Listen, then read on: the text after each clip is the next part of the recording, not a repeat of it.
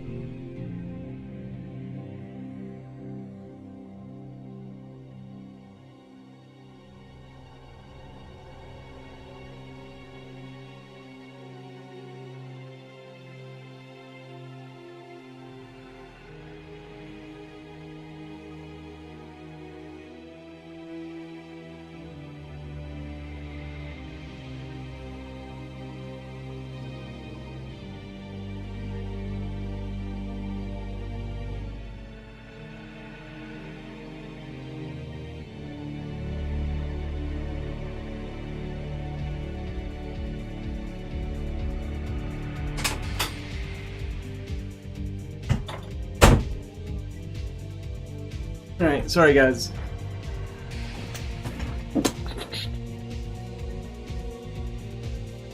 Apologies.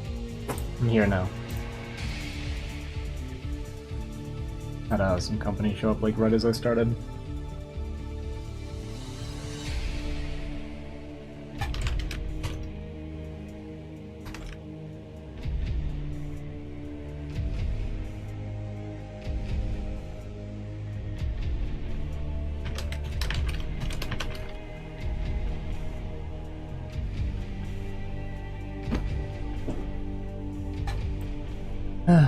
Okay, let's get started here.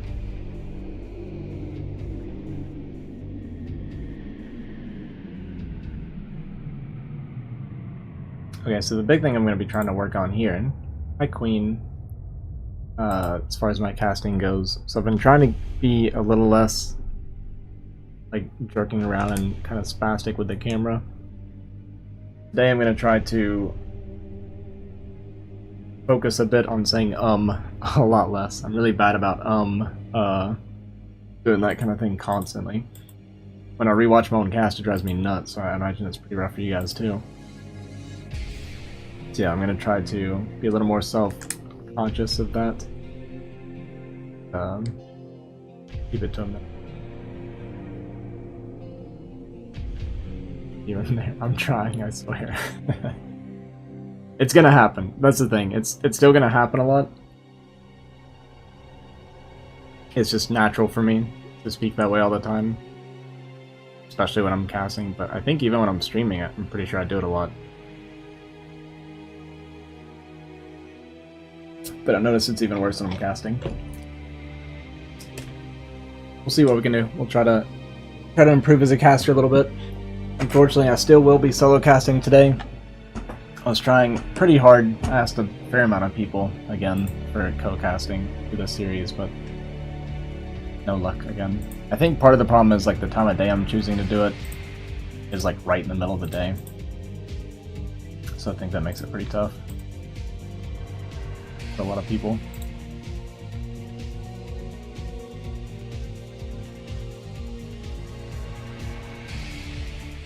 Okay, so this will be the second game, I think in Group B. Let me double check that it is Group B.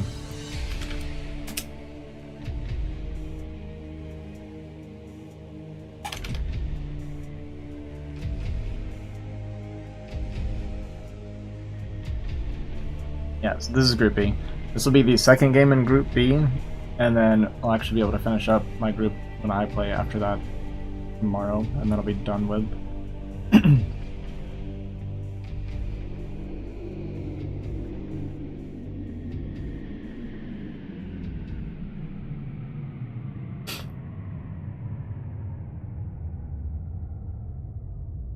Okay, so this series is going to be the games between myself and Soviet Kingdom versus Banana TQ, right? TQ? Yeah, and TT1. With them being the Fighting Spirit team and us being the BGH team, the first series is going to be here on Fast as Possible, so we're just going to go ahead and jump straight into it.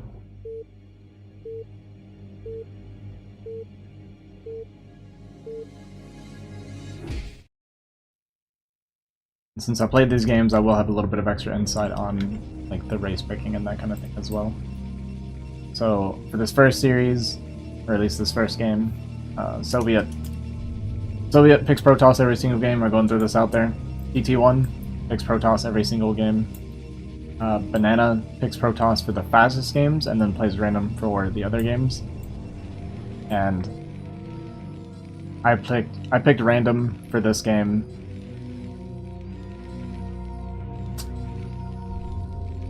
And then I start picking and random in like different games and kind of go back and forth. It's a little bit all over the place for me. Kind of hadn't really decided how I was gonna play this, but as you can see from going through that, all three races of the other players all Protoss, and then I landed on Terran for this game.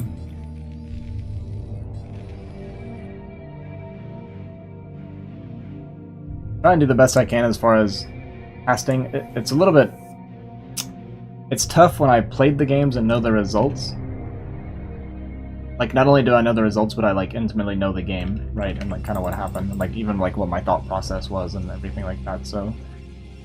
unfortunately, I won't be able to act, like, surprised or anything during these games. I'm not gonna pretend like I don't know, obviously. But, I'll just try and just basically explain what we're looking at. So you can see it's 3-gate here, 3-gate here, 3-gate here. So all 3 Protosses go 3-gate. I choose to go bio this game. I don't really have a lot of... well, none of us do, right? All 4 of us have almost 0, close to 0, 2v2 Fastix experience. So we're not really sure like what the exact strategies would be. But with us being BGH players, Sylvie and I, we just kind of want to go like macro. That's our comfort zone. That's all we really know how to do. We don't know really any of the like fancy strategies or things like that. Probably going to come in here from TT1, scout that I'm going bio. Gonna get confirmation on that. The big thing was I didn't want to get cannoned in, right? That's kind of like the big fear. And if I get cannoned, I need to be able to get into tank pretty quickly. So my thought process was just trying to make sure I don't get cannoned. Forge coming down for Banana already. Pylon going up. And yeah, this is tough. Got 4-gate here, 3-gate here, Forge. And 4-gate here. But double toss is just kind of always going to be this way, that the very early game is going to go to them. Terran, as I've mentioned many times before, can't get on the map very easily in the very beginning. I do start moving my Marines across the ramp here, just to try and make sure I don't get cannoned. And immediately I see the cannon go down, he cancels it. And all the Zealots move towards me, Soviet coming in behind. Then we're going to start picking at it here a little bit. Cannon is restarted here. Got 2 Zealots on me here, so because of that, Soviet is able to fight here a little bit. But now there's 4 Zealots. He targets the cannons down. Trying to make sure the cannons don't go up so I can rejoin, but I did lose a few Marines here. Several Marines, it sounded like. 3, I think. To the Zealots here. As I'm running back. I did hit a supply block. Pretty bad one. And for that reason, I just don't have very many Marines right now. A really unfortunate supply block for me. And the really bad thing about this is getting pushed back into my base means that there's nothing I can do anymore to stop these cannons from getting up. So just really basic error on my part this game. That kind of makes the game a little bit tough now. Because I'm going to be losing a ton of Marines while I was going up to 5 racks, and I'm getting cannoned in. So now at this point, with the cannons going up, you can add several cannons, and basically I'm forced to either go into like a pure bio bust, and just basically hope that he didn't make too many cannons, or go into tank. I choose to go into factory, instead of basically hoping that he doesn't make a lot of cannons. And as you can see, he is making a lot of cannons. We're up to 5 cannons on the way now. So with that block going up, now they're going to be focusing on Soviet Kingdom. He's going to drop some defensive cannons here to try and stay alive. He does have a lot of Zealots here as well, and part of it is, at least in the beginning, because there's so much resources being committed to the cannons here, it does mean that the unit count from Till is going to be a little bit low at first. Soviet specialties, Zealots.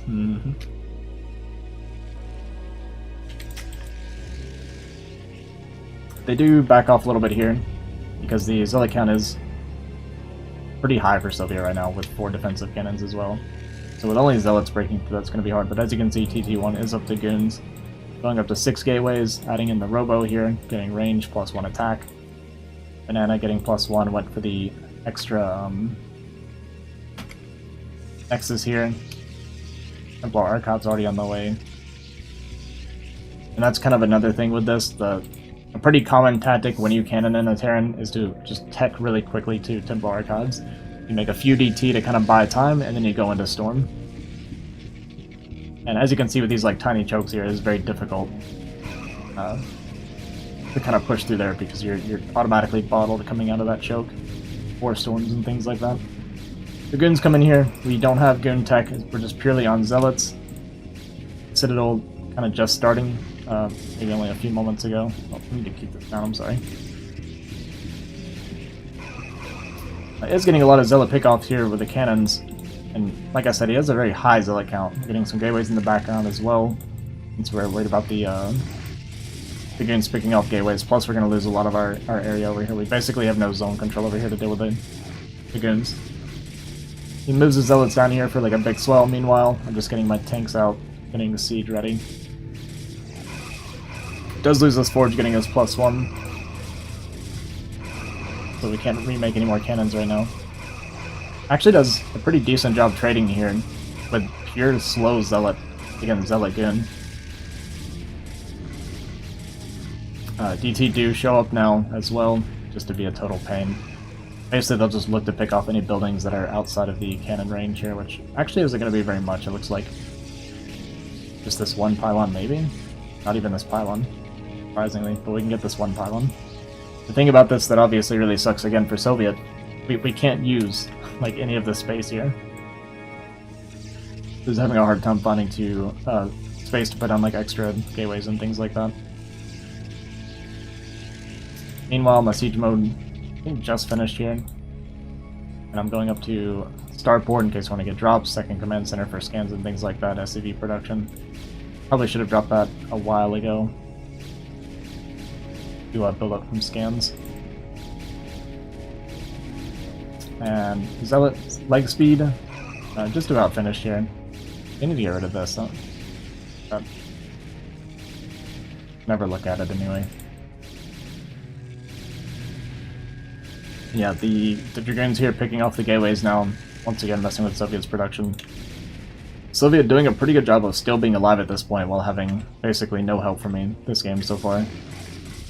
When leg speed finishes, Azhi jumps on top of these goons, so he's going to be able to clear a couple of these goons and possibly take this fight completely. Do have +1 attack on these Dragoons, and he has 2 ETs coming down. He moves down to try and block a little bit. Pretty good move. Get a few extra bonus kills here. He did micro from Soviet there. But they do have an observer ready. So once again he's being pushed back. In the meantime, I'm kind of slow pushing down this ramp. Pick off that DT at least. Is the tourney done? No, no, not yet. It's pretty far from it. There's still one more series that my group has to play, and then I have all 3 series that still need to be casted from the other group. And then we have the finals after that.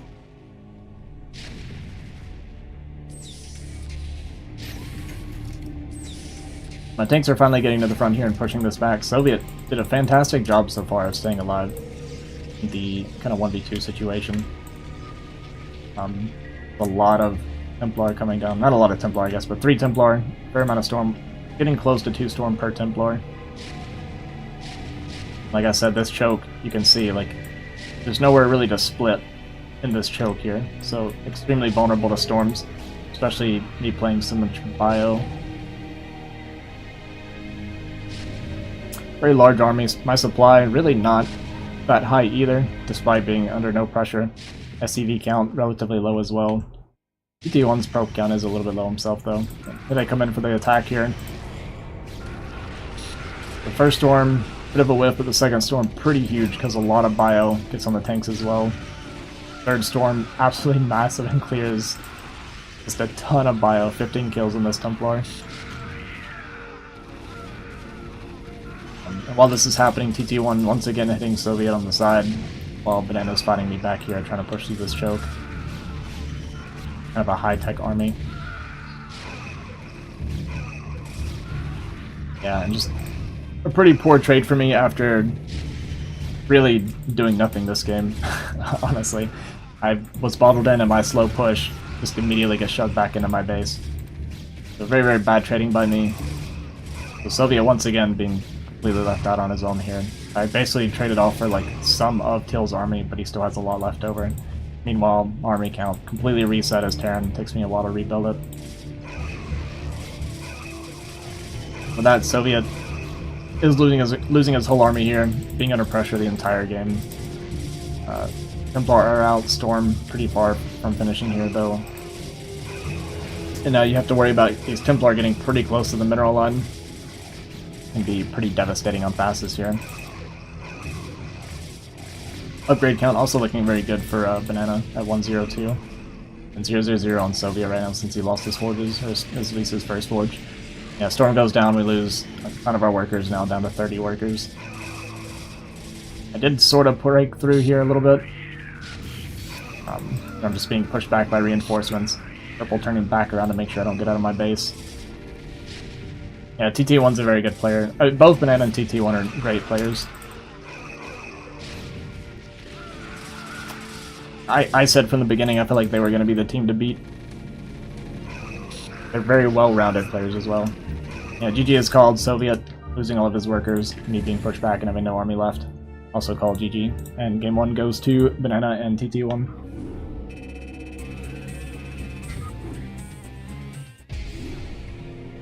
You've asked to partner up and you wouldn't have got wrecked. What, you and me? I tried asking a lot of people. Surprised they raced up. Yeah, I thought Banana, because I think Banana was playing random in the first series against the fastest team, but against us they went double toss.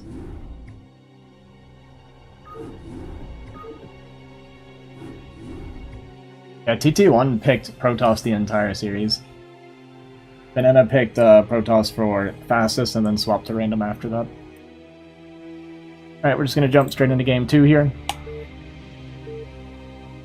Team Banana, Banana TT1 taking the first game, going up 1-0.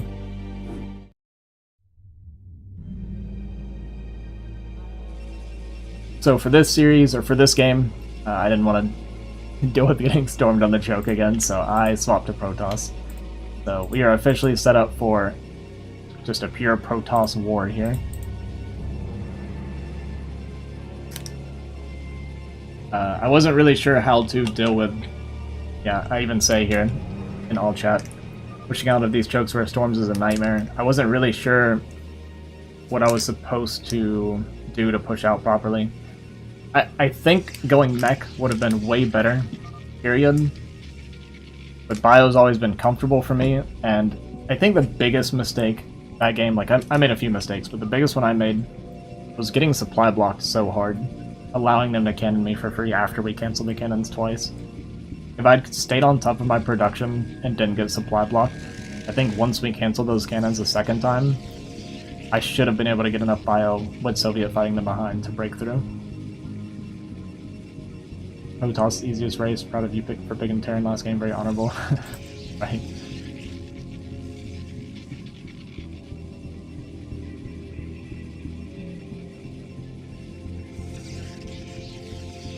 TT1 ever on B, not surprised he's even in this tourney. I think he plays a lot of 2v2 with Fighting Spirit with Banana.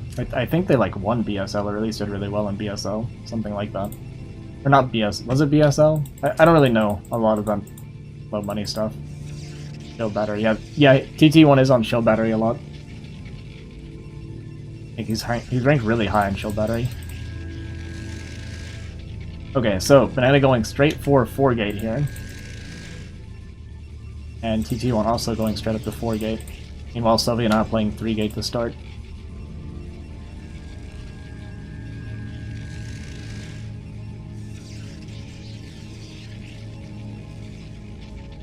Yeah, we're just looking to build up a lot of zealots early game. No forges going down, no shenanigans right away.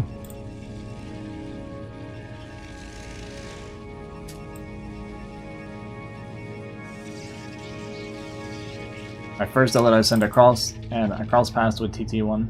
I will say, since I have this extra insight, I don't see brown like super well on the minimap when I'm looking at, like when I'm watching with my peripherals, and I just never saw the zealot go into my base. I didn't see it dancing around this entire time. But here, I do get him to pull off workers, which is actually pretty big. Whenever you pull workers off, it's a lot of lost mining. Because, I kind of mentioned this before, even though I don't get any worker kills, just interrupting the mining multiple times sucks for them, because it does mean that you kind of have to like reset the mining. But yeah, unfortunately he gets on here and actually kills one of my workers, and then I'm also pulling off of the worker, or the mineral line here. There's a second worker as well. So just pretty bad map awareness by me here, all in all. Losing 2 probes does put me a probe behind, and I also ended up pulling off and kind of resetting my mining a little bit. And his Zella gets away. Mine dies. Yeah, mine died. So pretty bad early game start for me versus TT1 here. Meanwhile, we got just continued 4-gate production. Gas drop for Soviet here. And I think he said he also supply blocked at one point. So he's behind a few Zealots in his base right now. So pretty good early trade here for Banana. Meanwhile, I'm fighting off TT1, and I have a slight lead here against TT1. Supplies even between us. I guess I just be a little closer to my rallies or better cycles. Take a, I guess, even trade. It's kind of hard to say exactly. But yeah, I'll be doing the best I can to keep up with this. We are going back and forth here because there's going to be the two of us fighting, like the 1v1s, two different 1v1s here to start. Soviet losing a gateway here. Gas coming down now for Banana. But Soviet pushed back inside of his base. I kind of see this on my mini-map, and I'm worried because I see this like swell of Zealots inside of his base. And you can see he's not taking positive trades. Zealot rallied out here, gets killed. And we're down Zealots right now inside of our base, which not looking great for Soviet. Meanwhile, I'm able to keep up with TT1 a bit. We're kind of pushing him back. Definitely don't have enough to push through and do any damage to him. As you can see on the mini-map here, just a ton of Zealots coming in from Banana. Soviet losing here, but we do have cannons popping. Maybe in time to push him back. A bit of a probe drill as well. Sorry guys, I keep leaving the replay thing up. I'll get better at this kind of stuff. But there's a lot of Zealots here, and we're running out of Zealot to sponge for the cannons. So I actually basically just kind of accept that I'm going to get counterattacked here, and I move to try and help. I send a few Zealots back to defend myself as I kind of, was this about 12? Or 8? Yeah, I send off 12 Zealots here. As Soviet loses his cannons, loses all of his Zealots, try and keep him alive. And I set up a few defensive cannons here around my nexus to prepare for the counterattack. So I am able to split off a handful of Zealots to save Soviet and set up to survive the counter. And luckily TT1 did go for the counter instead of committing to killing Soviet.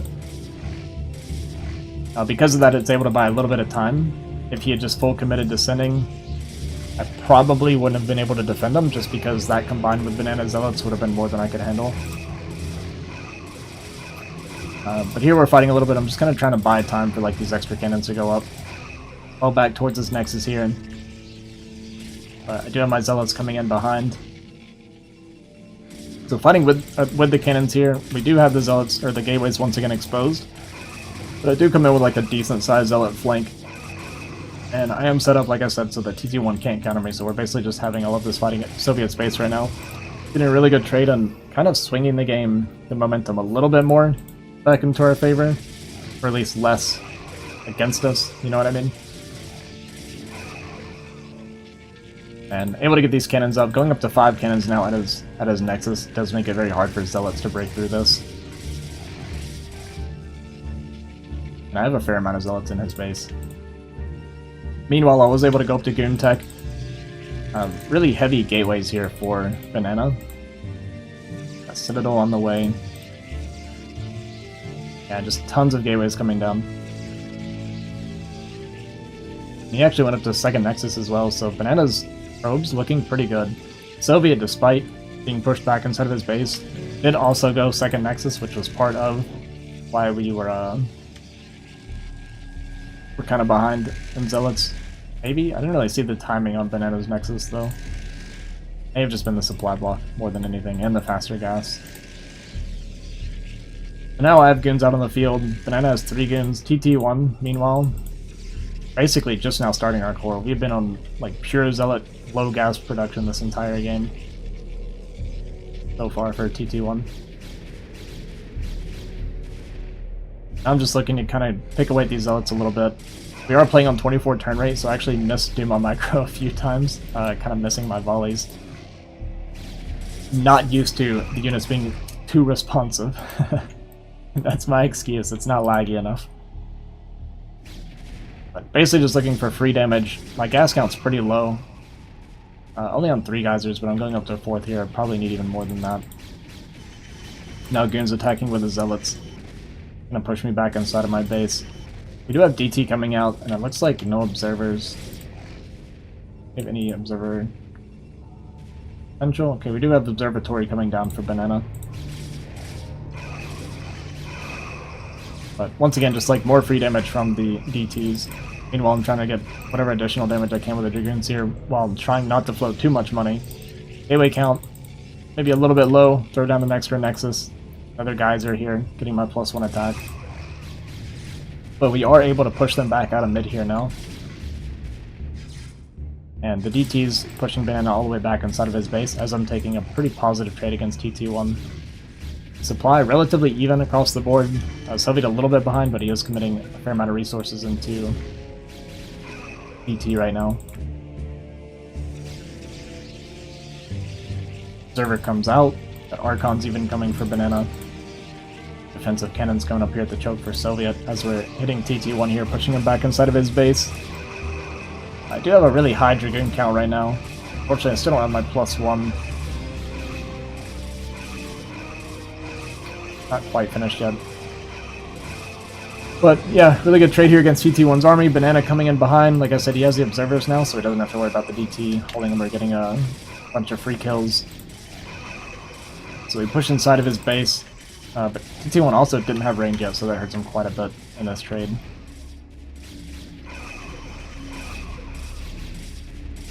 And just Protoss units everywhere, guys. This is what 4 Protoss going pure macro looks like on fastest, I guess. Just random swaths of army fighting all over the place. Soviet is going to jump on this Cybercore and kill it, but it's going to be after range finish, so TT1 does have that going for him, if nothing else. No real damage was done. Just kind of lost all of our army, but that's pretty much it. Losing a few pylons doesn't matter, or supplied. Not really that bad right now. So his supply dip's pretty low. He is only at 34 workers. I don't think he took any worker damage from what I saw. I think we just haven't been like super on top of it. My worker count not looking that great either. 50. I mean, 50 is close. I think these mineral patches stack to 50. I'm not even 100% on that. 4 more gateways coming down as they come in for this push here. I just have like 1 defensive cannon here for DT, in case DT do show up. I don't have my own robotics or anything, just now starting my Citadel even. So I've been playing pretty low tech, really heavy Dragoon. Soviet, meanwhile, ton of cannons at his front. Does make it where it's going to be hard for him to get pushed in here, especially with storms behind that. It just shuttles out as well. Possibly looking for the classic storm drop on the mineral line.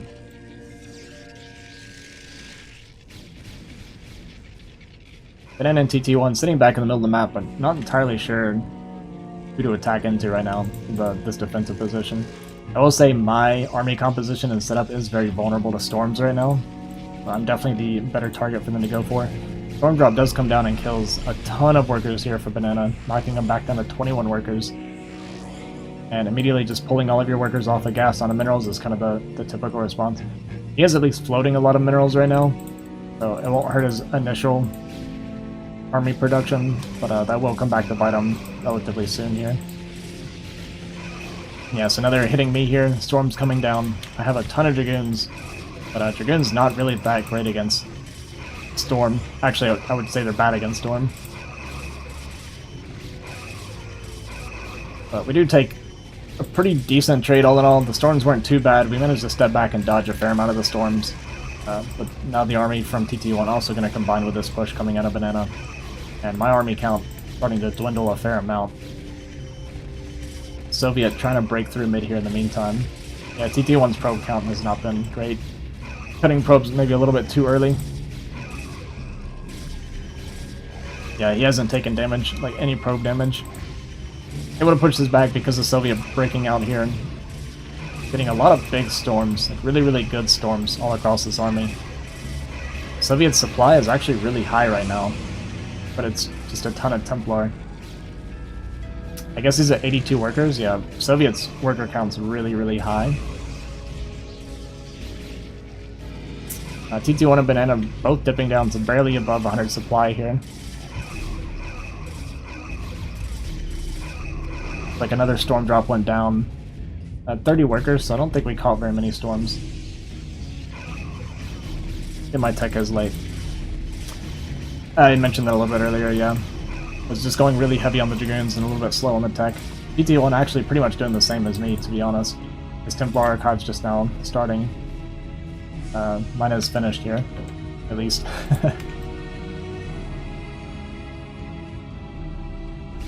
Next wave coming in for me, and once again my army count's just not that great. I have Templar coming out, but they're not going to have enough energy for Storm yet. So a little bit unlucky timing. Quickly throw down one Archon here. Getting pushed back inside of my base now. Also floating a lot of resources right now. Soviet is coming in from behind here, and just a few cannons here in mid, basically to slow them down. Big thing is just, at this point, trying not to take too much eco damage. Losing the army, trading really inefficiently is going to be kind of rough. But Soviet has done like a lot of damage. Sorry, I missed it again, but it looks like kind of have some stuff tucked back here. We once again got a storm drop. Banana down to 17 probes right now. Get two pretty good storms off here. As I fall back to my cannons, two more Templar building up energy. Soviet finally being able to make it through middle into my base here and clean this army up. And with that, Banana's just gonna run out of steam here after taking so much probe damage. Once again, Storm dropped down to 5 probes. So Soviet doing a really good job. We got 26 kills on this Templar. Soviet doing a really good job of just non-stop harassing Banana while we're fighting. And I do manage to survive without taking any damage here. So you can kind of see it in the workers at this point. Just a huge eco lead for Soviet and I because of the storm drops, and TT1 just not really feeling like making probes this game. And GG is called since Banana's just completely out of steam. And game 2 going to Team Azhi and Soviet tying the series up for fastest here.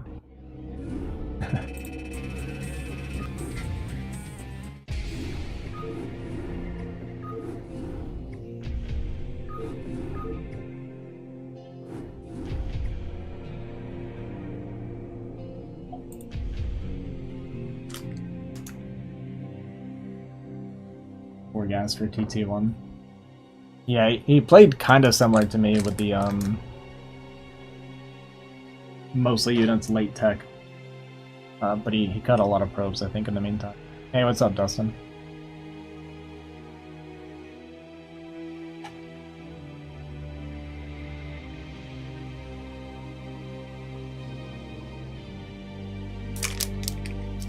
Hopefully I'm not umming too much in this cast here.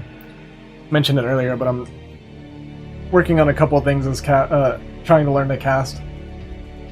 Trying to jerk my camera around a lot less. I got complaints about that, and I think that's pretty understandable. I think as an observer, like as someone watching the observer, it can be probably a little bit jarring if I'm looking all over the place constantly instead of settling the camera sometimes. And the other thing is I'm trying hard to not say and too much. I do hear myself saying it sometimes. It's definitely like a really bad habit, but trying to keep it to a minimum. What's up, Kleptoid? Give me like 5 seconds here.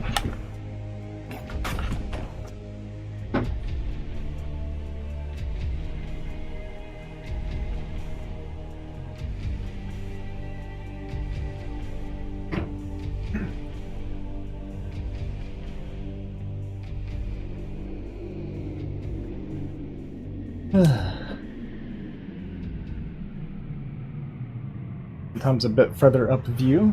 You mean like zoomed out? I do zoom out. I'm always zoomed out. Definitely staying more zoomed out for the whole game. I don't like being really zoomed in for the cast.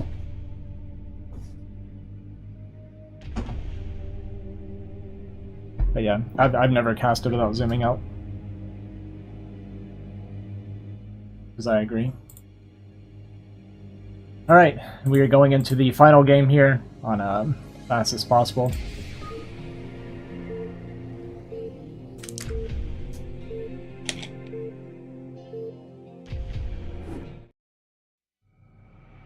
between two teams that have basically no idea what they're doing on fastest.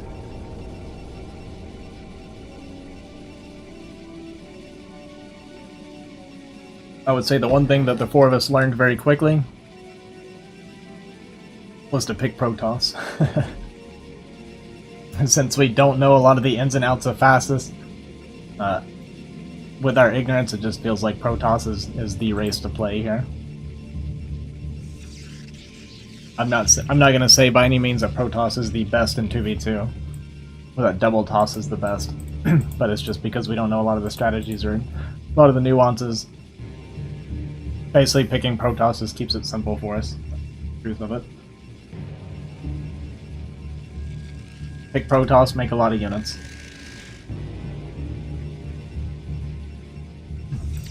That was our game plan. And it seemed like TT1 and Banana had a pretty similar game plan going into game 2 there. Make a whole lot of gateways. Who needs to tech? Just make a million zealots. We'll figure it out from there. So once again, it's a best of 3 on 3 different maps. It's a best of 3 on fastest, then either Fighting Spirit or BGH, and then the other map. Whatever wasn't played. Yeah, it's a best of 3 on all 3 maps.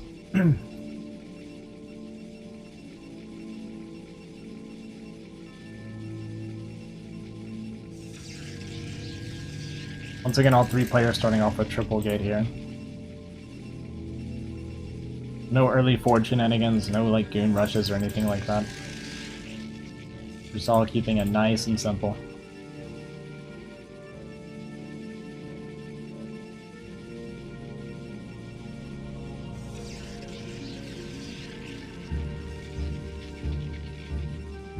Pylon placement does mean that it can't really get a Nexus up here. No plans to get the kind of the standard Nexus position, the expert Nexus at least. Once again, going up to a very quick 4-gate for Banana.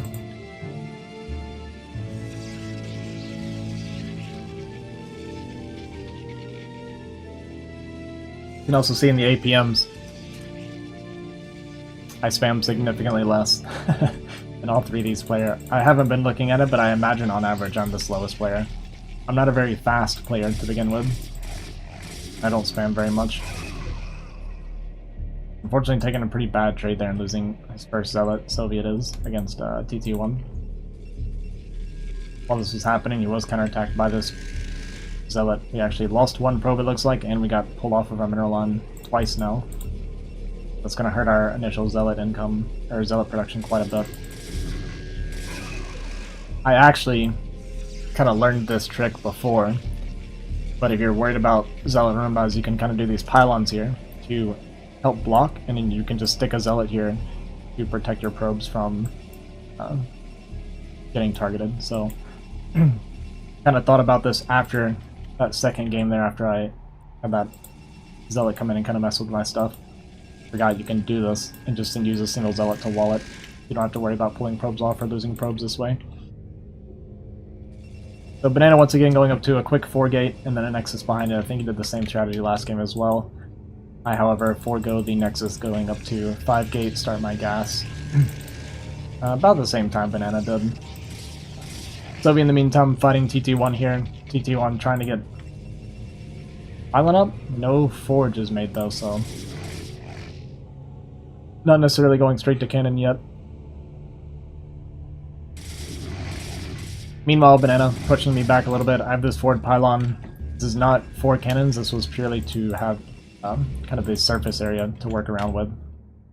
You like a little bit of a dance when you create this, where it's I'll pull my Zealots behind the pylon, and if he walks past the pylon, I can engage it, and it'll be bad surface areas. Zealots are going to clump more, that kind of thing. And then if he targets, then the Zealots that come out to the outside I can also start poking at. So I actually really like a defensive forward pylon in Protoss Wars. I really like in any matchup, but especially that. So you can kind of see how like I want to pull him past the pylon a little bit. And he doesn't really want to walk past that pylon.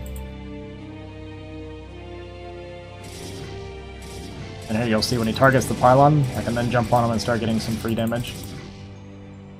So Yeah, you'll see this dance sometimes when a Protoss is trying to push into another Protoss with this forward pylon. You have a pretty good, like, big advantage, it feels like, as a defender, sitting behind this pylon. The Forge did go down here in the middle, and a bunch of cannons going up. Soviet also going for a Forge and defensive cannons does mean that there was no way he could contest this, so he is going to get held in. Because I saw the pylon go down and the cannon starting to go up, I actually dropped my own Forge because it was like, okay, I need to be able to survive a 1v2 here. So I managed to do a little bit of a wall here, drop my own cannons defensively. In this case, the pylon is working against me a little bit. I just want to make sure they don't get on top of my cannons. So I don't take like the best trade here, but I just need to get my cannons up and then I know that I'm going to be safe. I have a lot of zealots here to tank. But now the cannon, or the wall working in my favor a fair amount. So positive trade here overall for me. I actually get a really, really good trade. Kill a lot of units, don't lose a whole lot myself, and I was also going into goon tech. Now pylons are coming down to the front of my base. Looking to cannon me in as well. And unfortunately, this is where sometimes I feel like defensive cannons in this situation is not great, because you're only defending your base while you're being held in, and I was actually able to kind of withhold the 1v2 without taking any damage and push them back, but because we were also making like a lot of cannons ourselves, it does mean that he wasn't able to break this position in the meantime with the zealots and cannons. And now I've just got whatever like few goons I have harassing. I'm floating a lot of minerals because having such a hard time getting gas income. I actually really struggle with the gas on this map.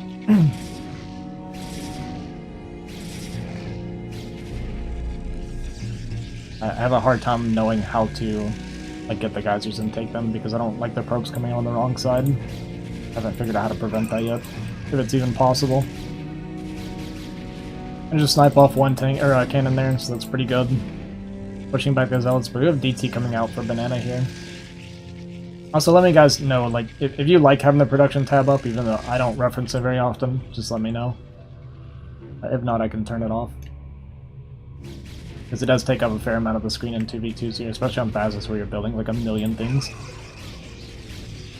But now with DT coming out, I can't really push out. My Robo not even started yet. Now they just have total control of mid. Double Robo coming down for TT1 here in the middle. Looking to make cannons. Or not cannons, sorry, but Reavers, looks like. Yeah, there comes the Robo Bay. So with Reavers, cannons, zealots, all that good stuff here in the middle, we got Templar tech possibly coming out for, Templar coming out for banana. We're getting into one of those games where getting past mid doesn't really seem like an option.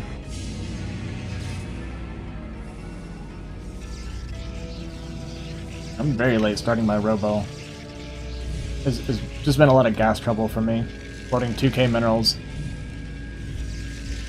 If I had actually had observers coming out with those goons, if I weren't floating so many minerals, got my geysers soon and that kind of thing, I possibly could have busted out with my goon pressure. But because I didn't, Templar's gonna be out now. Reavers are coming out. Yeah, Reavers coming out now. Breaking mid no longer seems like an option, so we're going to be going into shuttle drops for Soviet. Oh, and here's the one from Banana. Unfortunately losing a lot of probes here. First two I did manage to dodge, but the third one, really, really good storm. Got a lot of my workers here. Knocking me down to 30 workers, making me the lowest income in the game right now. I got 15 workers there. I am on triple nexus at least, but that is going to help kind of replenish pretty quickly. It's like the one thing I have going for me. That I have the most nexus in the game. TT1 staying on one nexus is up to 39 probes at least. But despite losing all those workers, I'm actually going to be able to catch up to TT1 relatively quickly.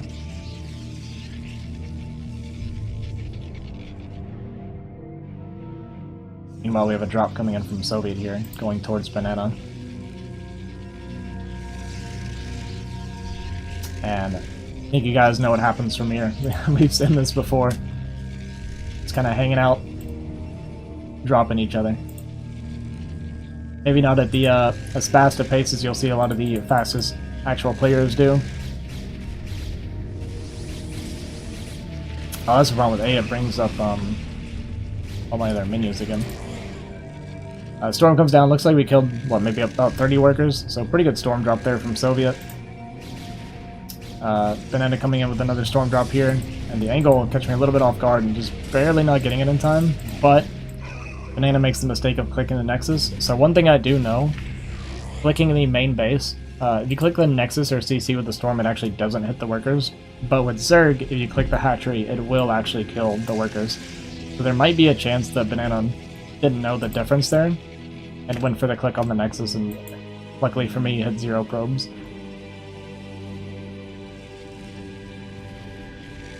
Trying to fix my geysers here a little bit, kind of get my mining back going on this side of the geyser line.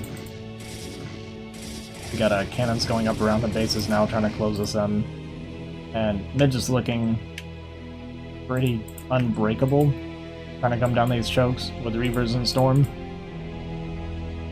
I will say, at least the chokes at 9 o'clock and 3 o'clock, not as bad as the corner chokes, not as long. It kind of goes into a pretty good opening pretty quickly.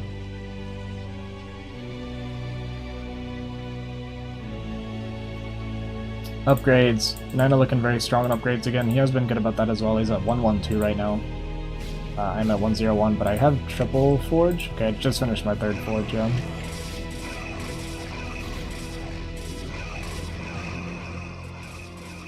Looks like I missed a banana did get stormed again, I think, because we're down to 33, and then Soviet just got stormed himself here. 30 kills, going down to 13 workers, 12 workers even, while he was trying to push through mid.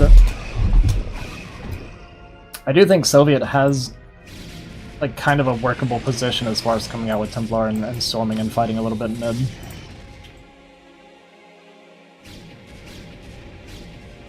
But I do think getting stormed here kind of sucks. Like this, not a whole lot of airspace between here and your mineral line.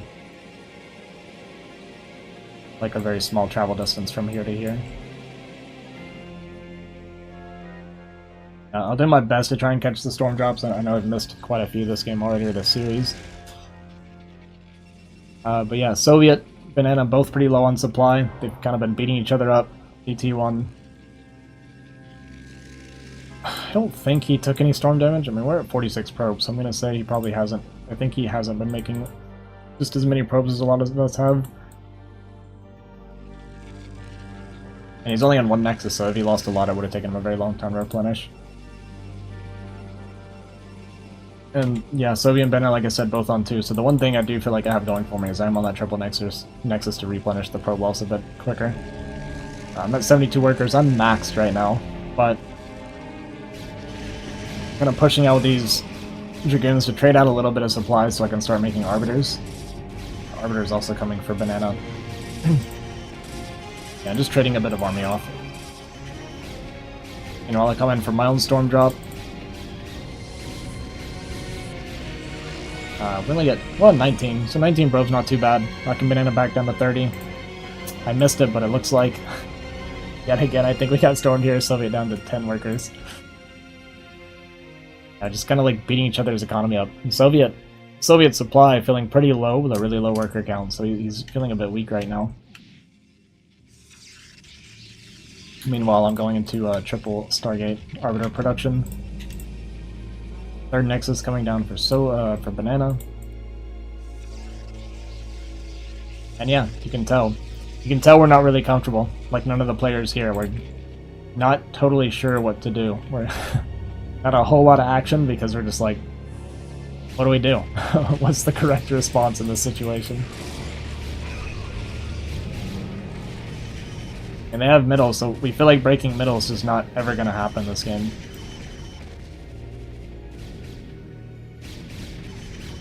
We're getting like boxed in with the cannons and everything. I do have like a good cannon line here to prevent drops coming from the top side. I think I don't. Yeah, I have a good bit of cannon coverage, but you do have to worry about, like I said, like a bunch of Corsair coming in with the shuttles, because the Corsair will tank the shuttle, the damage from like all the range units before the shuttle will get targeted. So that's typically how you look to pull off the drops. You see we got 3 Corsair here with the shuttle. Going into carrier behind this as well. So flying in as I was kind of moving in from my own here. And I don't target the shuttle, so because I don't target the shuttle, the storms are able to go down. Kills a lot of my probes again, knocking me back down to 29. Actually, another storm going down, so we're down to 24 workers now. I do have a pretty big bank because I hadn't been getting stormed. Meanwhile, I'll get my own storms off.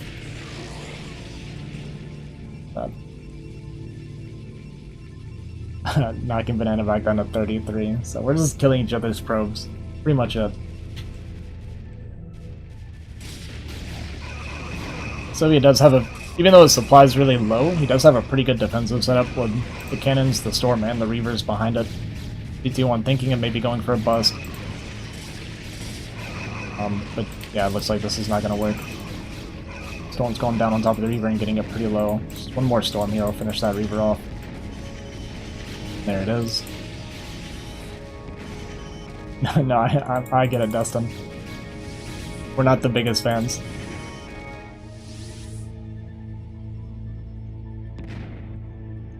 I don't know, like, what you're supposed to do in these situations. None of us were really sure. Even Banana and TT1, it's like they took mid.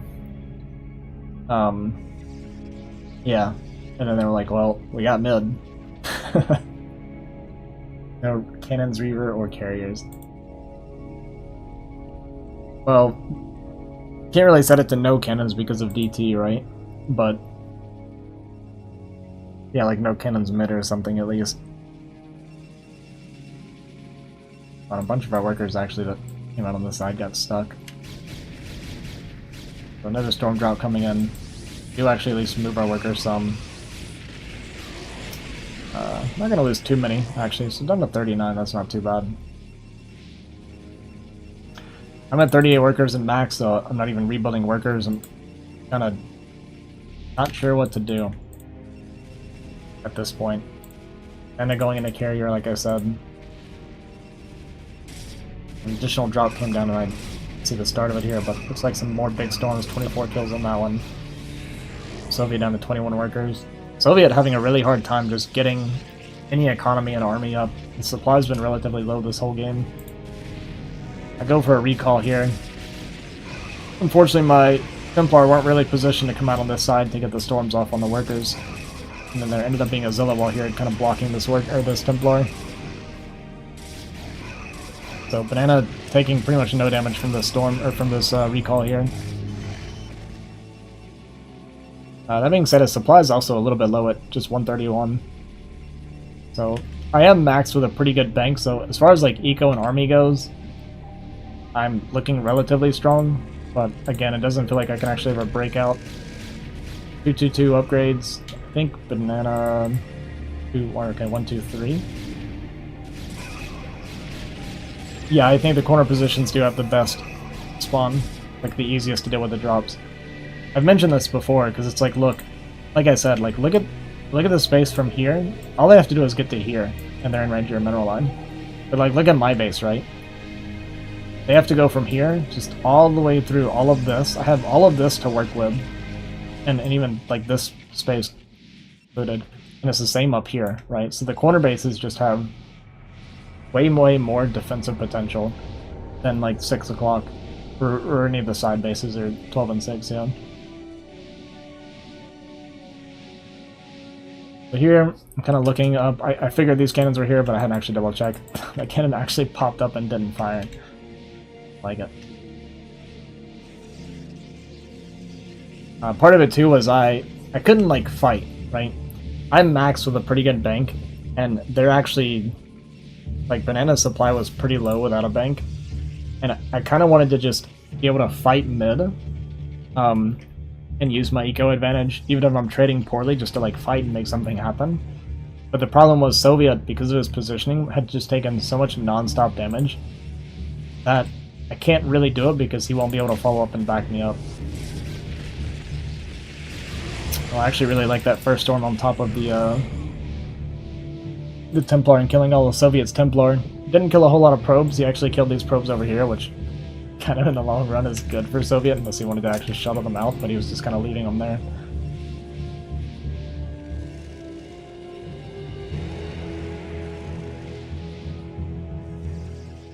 Here we have this Arbiter kind of sneaking through here a little bit, using the space here.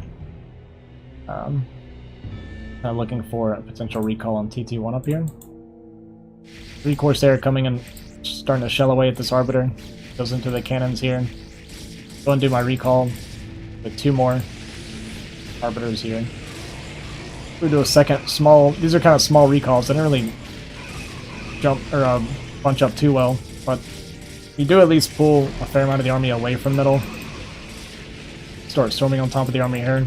Have this come up here, but unfortunately I couldn't get the storm to go off.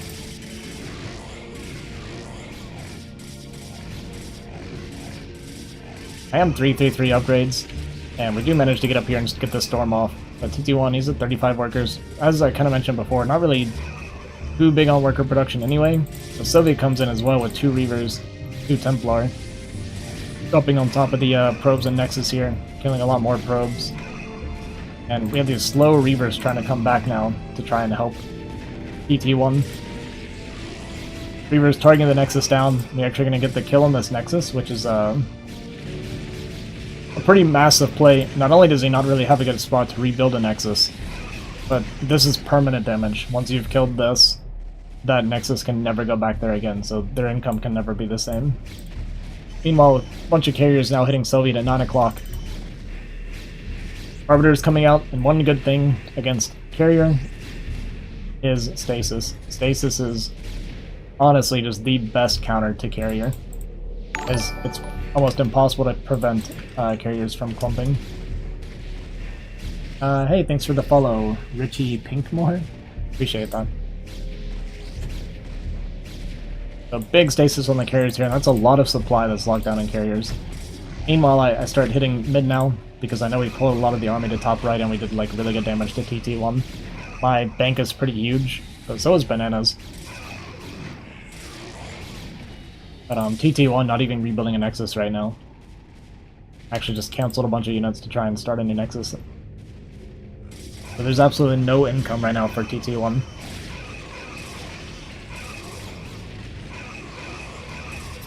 These carriers do come out of stasis, at least in the meantime, while I'm fighting here. I mean, this is a lot of Reaver, Storm, Cannon, Carrier. This is kind of a mess to try and get through. You drop a few Storms on top of the Carrier, forcing them to fall back at least a little bit.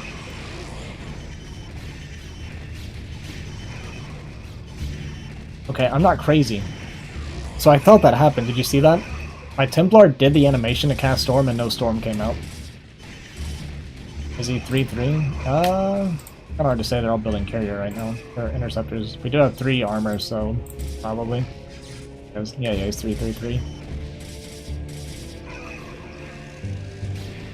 Yeah, my Templar did the animation for Storm. Storm didn't come out, and its energy went away.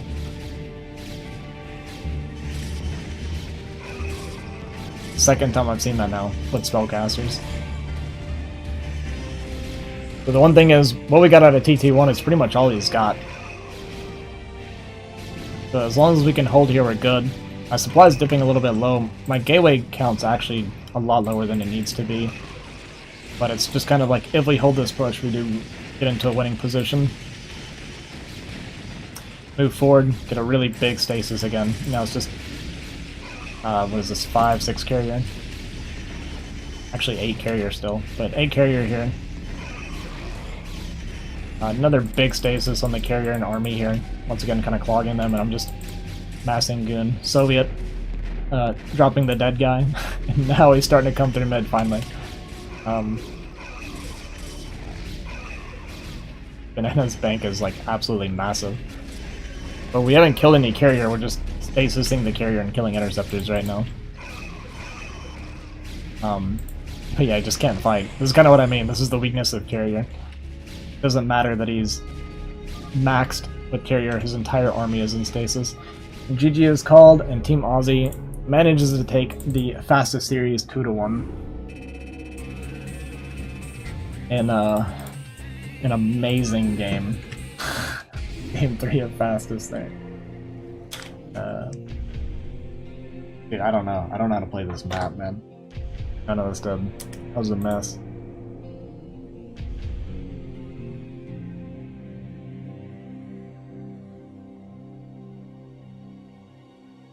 Good to know if I'm ever in a Protoss war on fastest, just gonna leave.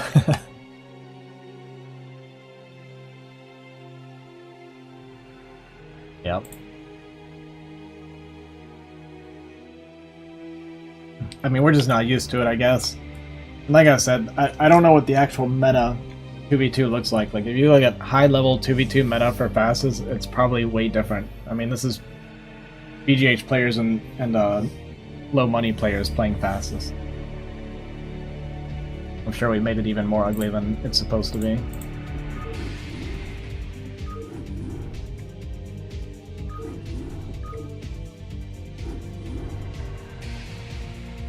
Alright, and since the BGH team won the fastest map, it means that we are moving to Fighting Spirit for the losing team. Fighting Spirit being the, kind of the strong... That's Banana and TT1's main map. And I think they're pretty terrifying on this map. 4 pulls for the win. I'm joking and not joking, I hear ya.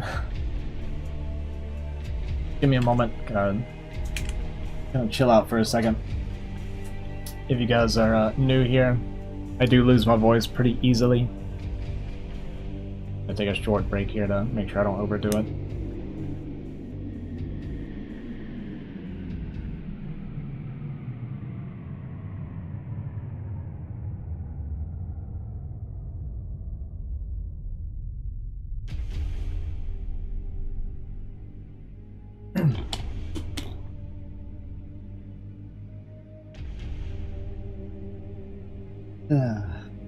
I gotta get a co-caster for my own series. I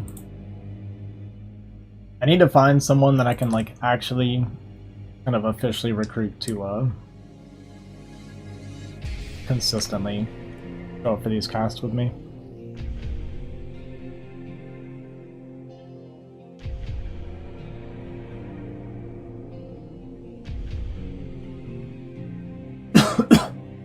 By the way, Dustin, I did look through my YouTube stuff, and there was nothing on there indicating that your account should be blocked or anything. But I don't know. I don't know what was happening with that.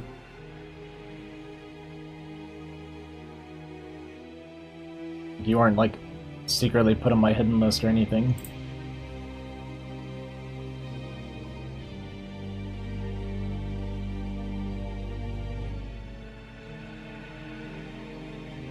Alright, let's jump into this. Fighting Spirit. Probably the worst map for Sovia and I as BGH players, and I actually do play some fastest every now and then. I have almost zero 2v2 experience outside of what I did in BWCL, which was like 5 games maybe. So, a little bit uncomfortable here for me, not entirely sure what strategies I should go for. Like, I have like the general idea, but I think Soviet has played even less than me. I picked random. I played random for this game, yeah, and landed on Zerg. Banana also played random. Banana plays random for the rest of the series.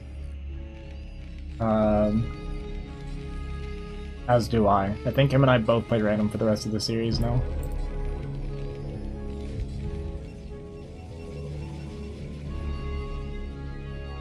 But I'm not like super uncomfortable with Zerg and Fighting Spirit.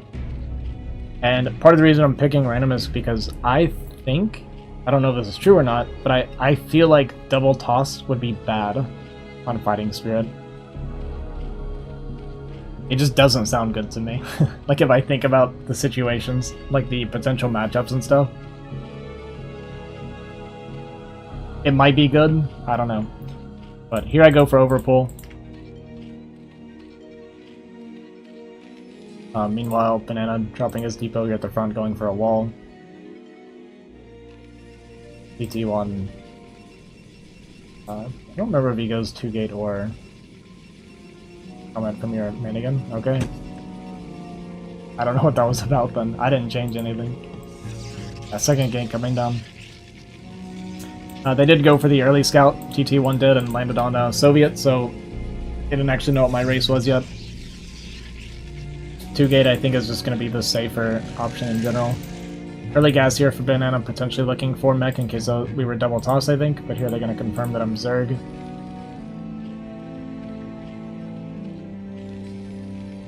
And no pro harass coming out of Soviet after scouting here. So the barracks and depot both going to be able to go for free potentially. A little bit of pro harass starts, but it's kind of after the barracks is done. We won't be able to get any damage down there. Meanwhile, Mellings come out, and this probe is mostly looking to see like my lair timing or if I continue gas, or like what exactly I'm doing here. So here he sees that I'm still mining gas, so he can probably assume that it's going to be lair. And right when I hit 100, start my lair, so he gets confirmation that I'm going lair behind my lings. My first lings I set across this way, in case the Zealots were rallying to Soviet because he was going straight to Dragoon. But the Zealot actually was being pretty sneaky and came up along this pathway and came to me, so I didn't see it coming in time. I've never really done one hatch muta before. Zealot coming here, gets on top of my lings. He's gonna try to look to get behind the mineral line. Meanwhile, he has his ramp plugged here with 3 Zealots here, so I can't counterattack. So he gets behind the mineral line. I make a bit of a mistake here. There was no rush for me to do what I'd like to jump on the Zealot. But I needed to set a few lings here and a few lings here and flank it here so it doesn't get such a good trade. So I do actually take like a really bad trade against this Zealot. Managed to get 4 ling kills. The other thing that we needed to do was this Goon should have been coming to TT1. Not towards Banana. I have the Overlord here to spot the high ground, so we have Dragoons here kind of poking away at this right away, and then I can have my lings like come in as we get chip away at it. And I kind of had this idea, but again it's like an uncomfortable map for me, so I wasn't sure if that was the right call. But this Goon coming up here and sitting here ends up accomplishing nothing. Meanwhile, he's going Stargate here for Corsair to counter me going 1 hatch lair.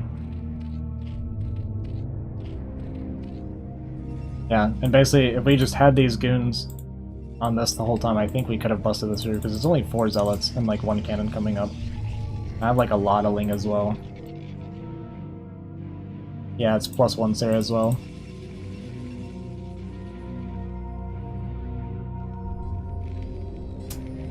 And my lings, I needed to have... We're gonna put an Overlord, I guess, here?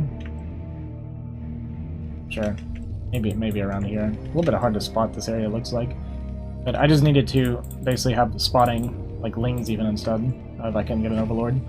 Just to see the bio move out and use my lings to cover the bio.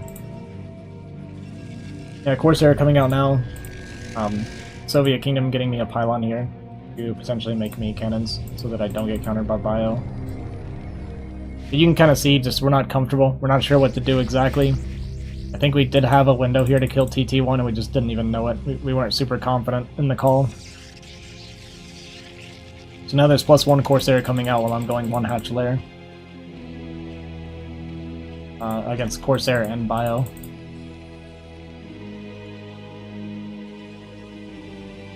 Soviet in the meantime,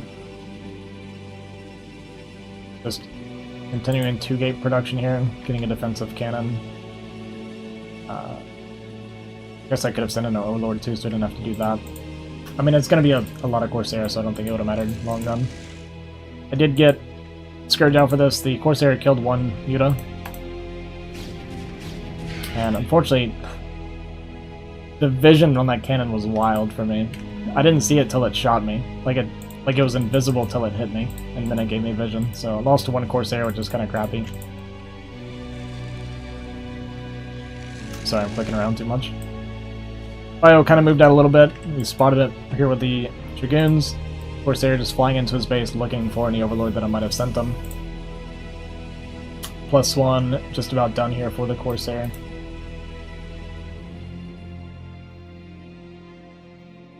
I'm just gonna fly around, I guess, looking maybe to spot the army here. Probably get a reaction there in time. Also getting close to +1 Zealots to fight the Zerglings and Citadel kind of finishing up here. So now with the Zealots moving out, pretty large bio force as these goons are chasing the Corsair. Unfortunately, these goons really needed to be kind of fighting the bio, but he ran all the way home. So now the bio is kind of showing up on my base here, and we only have 2 cannons here on the ramp. It's +1 Zealots and a lot of +1 stem bio, as well as +1 Corsair. So my army composition is just bad against everything that they have. +1 Zealots, +1 Corsair, and +1 stem bio while I'm going mutiling. And unfortunately the Dragoons are just now showing up after they've already broke through the ramp here.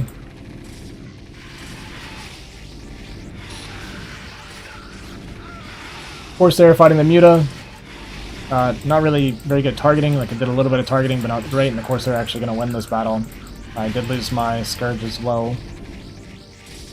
So it's jumping on top of my drones, down to 9 drones. My supply is dipping extremely low, and the Goon's not even able to get up the ramp. GG is called. Game 1 goes to Banana and TT1. Pretty easily, I would say. We may have had a small window there, but we did not make use of it. And we'll just go and jump straight into game 2.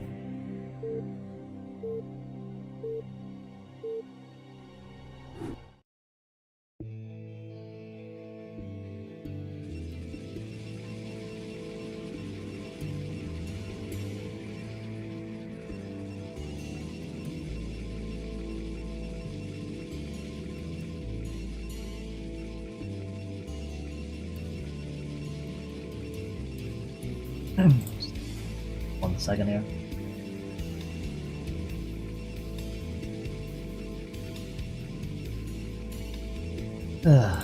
Okay, going to game 2. This time Banana lands on Zerg, and I land on Terran. So we're actually reverse races here. Terran, maybe not my strongest race in this. I think Zerg's a little bit more comfortable just because playing 9-pool, while there is some depth to it, I think like on the surface level, just playing 9-pool is a little bit easier than playing Terran. So I mostly kind of initially try to copy Banana. I usually wouldn't wall, but it feels like it's supposed to wall after he did it, so I try to go for a wall here. And unfortunately this scout from TT1 gets to my base incredibly quickly. My depot's not even done yet as the probe shows up and starts harassing my CV. So very frustrating, kind of unfortunate. And I kind of feel a lot of pressure here because I know that 9-pool is probably coming while this probe is delaying my barracks and things like that.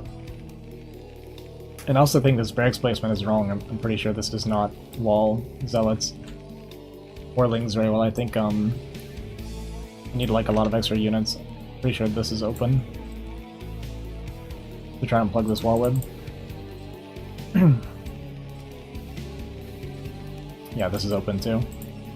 So I get my second pilot down, or depot going. Probe continuing to harass me. SCV getting very, very low. I have 2 SCVs that have taken a fair amount of damage. While this is happening, lair quickly on the way. So it's actually a lair before Ling speed here for Banana. As his Lings are starting. 2 gate from Soviet. Zealot coming out. Kind of pushing it a little bit.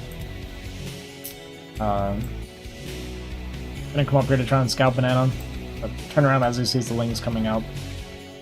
So unfortunately he doesn't go up to try to confirm the lair, so we don't actually know what the lair timing is. We can kind of assume that it's happening. Meanwhile, this probe did actually get an SCV kill.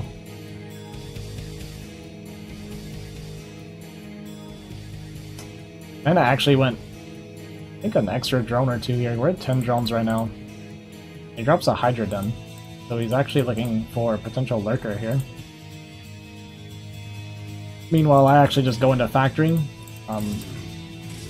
Not super confident in bio at all on this map. The Goon does come out here as the Zealot shows up. Zealot trying to jump on top of workers here a little bit. Getting picked at, taking a fair amount of damage. And a 72 HP here as we jump on one worker. And don't quite get the worker. Decent pull away from TT1. Kills the Zealot without taking any damage. Meanwhile, I actually made a bunker here because I was not comfortable. And I didn't stay here to plug the wall. Actually, this wall doesn't look that bad. It's just this one opening here. Unfortunately, I didn't leave an SCV there to plug, so Lings are going to get in. And I'm going to start taking some SCV damage. Very, very bad from me. We're still at 18 SCVs, so like worker count's not that bad, surprisingly. But we're going to lose some more here. Third SCV goes down, fourth one gets pretty low. Actually start up a Vulture at this point, and just having a hard time dealing with the Speedlings. Just not really microing or controlling my workers super well here.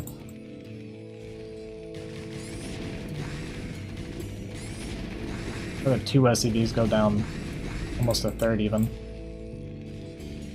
Meanwhile, while this is happening, I'm down to 18 workers. I still actually have more than TT1 despite losing 5-6 workers. So the one thing that I was doing well, at least, was that my worker production wasn't too bad. Cannon coming up here to help deal with this, and Banana and TT1 actually kind of doing what I was thinking we should have been doing, using the Overlord to spot here while Dragoons are picking away at the Zealots on the ramp. Meanwhile, looks like we canceled the Hydra Den and we went into Aspire.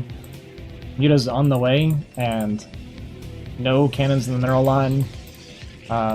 Armory not even finished, no eBay, so neither myself nor Soviet having any anti-air ready at the moment for these two Muta coming across the map.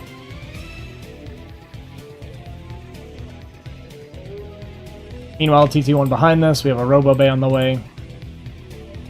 Maybe looking for Reaver or just observers, potentially. Third gateway coming down as well.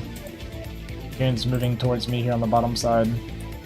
I do have a tank coming down, going up to 3 factory. Mutas show up here for Soviet, and the Corsair just kind of staying and fighting, not even fighting. There we go, okay. Moving down to the outside, but we're more than half dead at this point, so we have to be really, really careful. And unfortunately the Corsair goes down. We have no cannons up in our mineral line. Second Corsair about to come out, but GG is called, and yeah, Sylvie just not having an answer for the Muta coming in there. And to be fair, neither did I. I ended up going tank before Goliath because I was worried about Dragoons. But I think for me, because I have the bunker here, I actually could have gone Goliath first, just in case. But Banana and TT1 taking game 2, winning the Fighting Spirit best of 3, 2-0. So with that, Banana and TT1 have a kind of map score lead in this series. Losing the first series 1-2, but winning 2-0 the second one.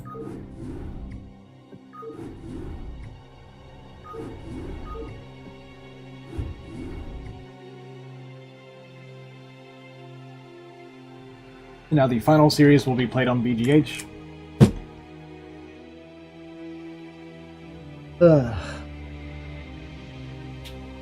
It's hard watching and casting my own losses.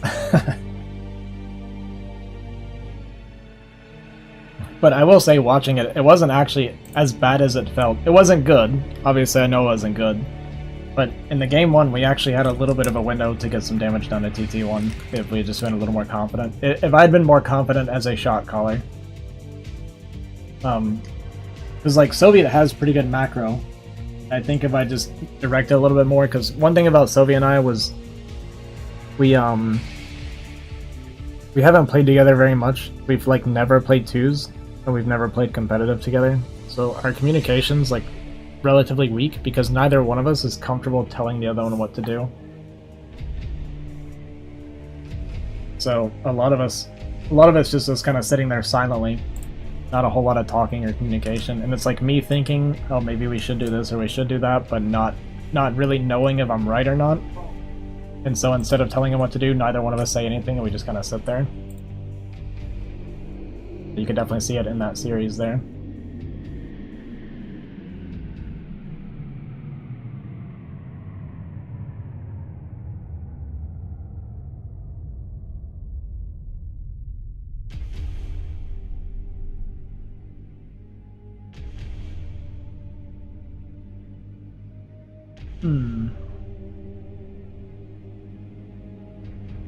What's up? God, flying. Almost called you Azhi, huh? Imagine. Such a compliment.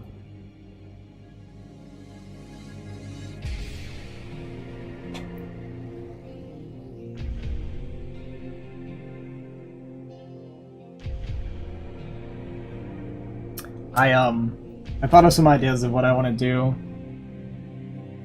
to improve the cast a little bit. Yeah, you can definitely hop in here. My voice is starting to go already at 1.5 hours. It doesn't ever seem to get better.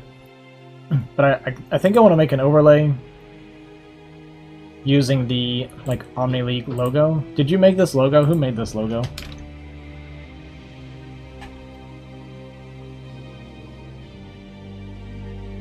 Or banner, whatever we want to call it.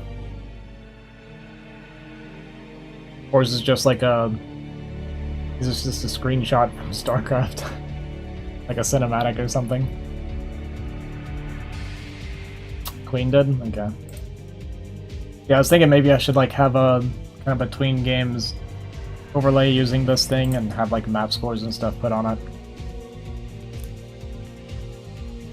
But yeah, let me call you here. So Flying's gonna join me for this last series here, which is good. Because solo casting my own series while losing my voice is depressing. Difficult. Depressing because I lost the last series.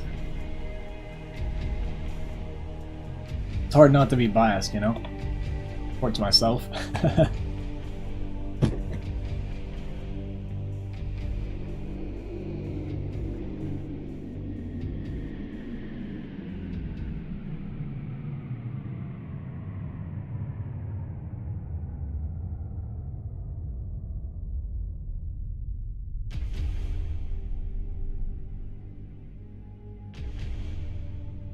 Hello?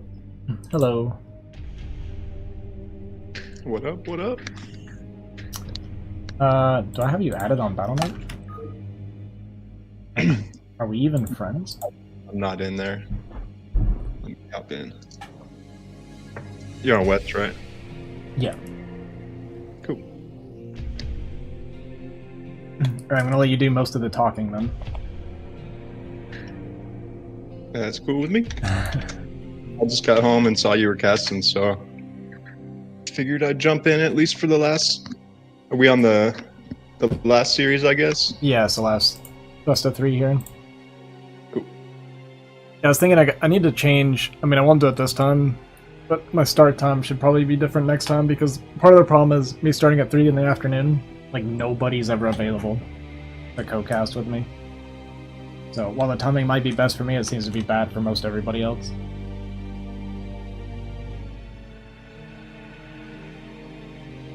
Yeah, I mean, during the week, it's probably just a little, like, a touch early, but... Yeah. I mean, I think on the weekend, it's a perfect time, especially because it avoids... but going later doesn't. Yeah. I got you. I'm picking up what you're putting down.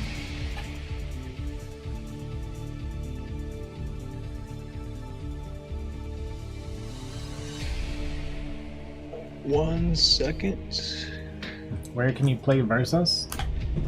Well, I'm not playing right now. But if I'm ever playing and you want to stream snipe me, I play on West usually.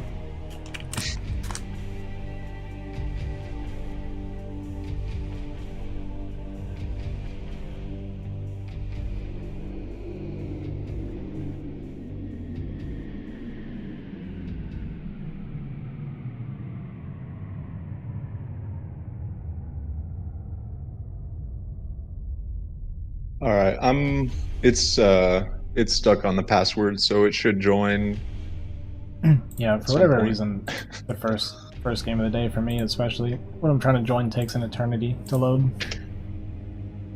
Yeah, I've found actually that if you just make a game without password, it does seem to eliminate this.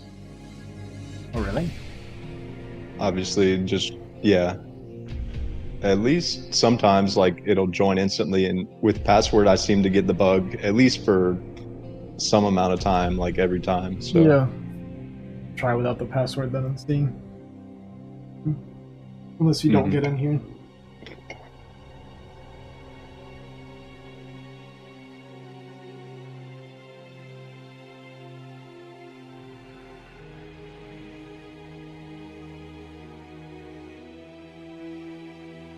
So Flying, what's your BGH knowledge up, you think? It's decent. Um, I've played a lot of 3v3 over the years. Oh, okay. I'm not sure how much different 2v2 is, but my BGH knowledge is pretty good. Okay. In my eyes, you were Not just not like amazing. purely a non or low money player. Yeah. No, I mean I've played tons of casual 3v3 BGH over the years, so Gotcha.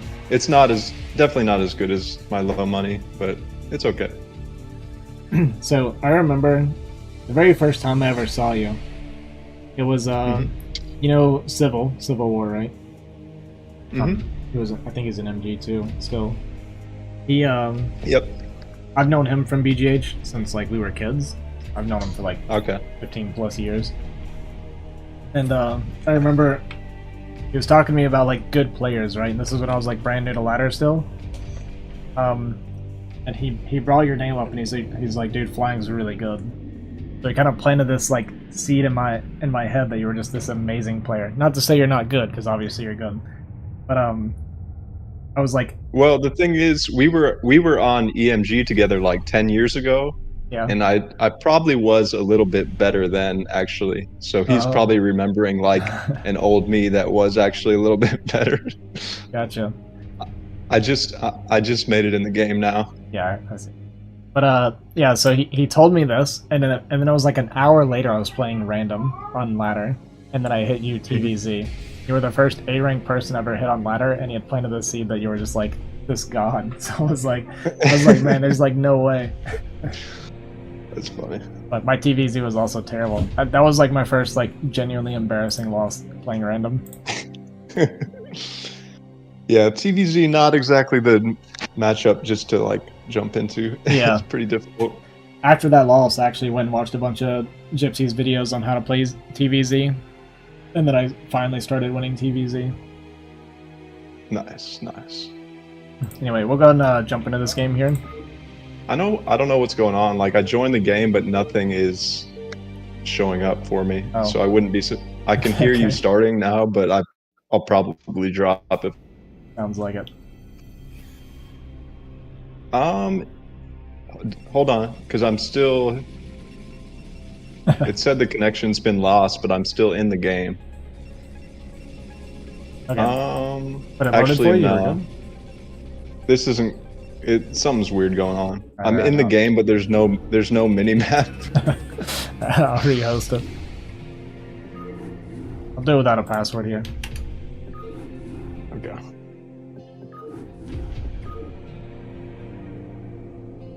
Oh. Guess it doesn't have to be private. Private without a password. Okay.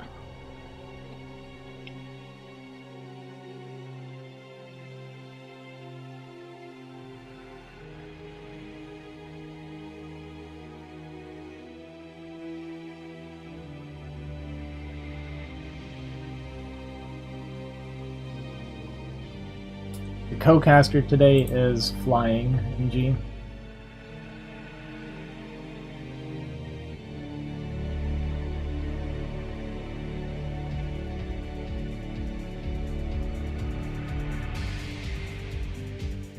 Who unfortunately is unable to join games of StarCraft today. blame BattleNet, of course. Oh, for sure.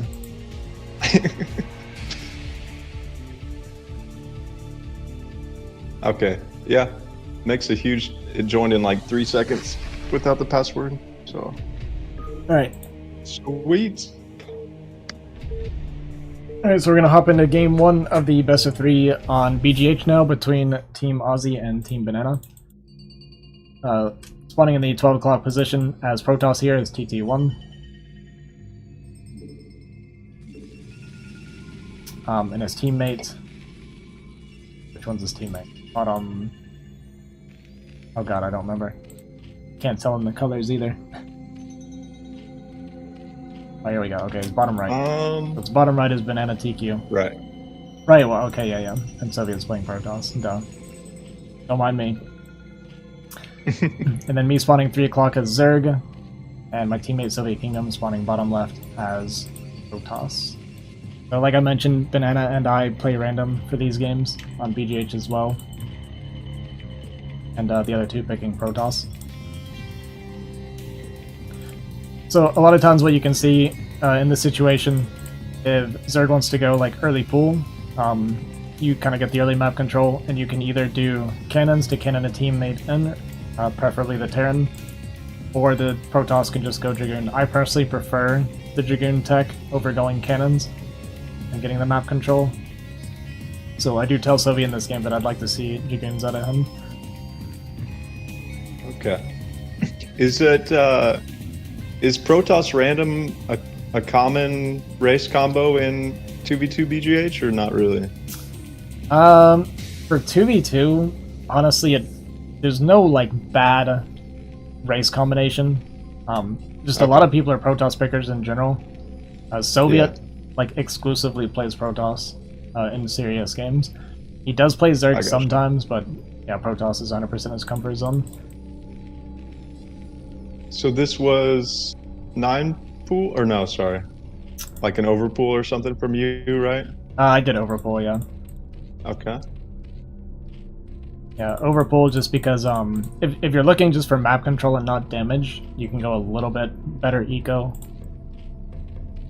And since my teammate's going Dragoon, I'm more worried about protecting them. And I early scouted the Terrans, so I knew they were Protoss Terrans, so I didn't have to worry about Zerg, so that's why I decided to go overpool as well. Right. Okay, actually that's true, someone in my chat mentioned. Terran is really bad. Double Terran is absolutely terrible. Yeah. I think it's the same as on Fighting Spirit, that Terran just doesn't have early game presence. Like, without Zealots or... Like, Zealots and Lings both stop Terran from being able to move out on the map for a while. Exactly, yeah.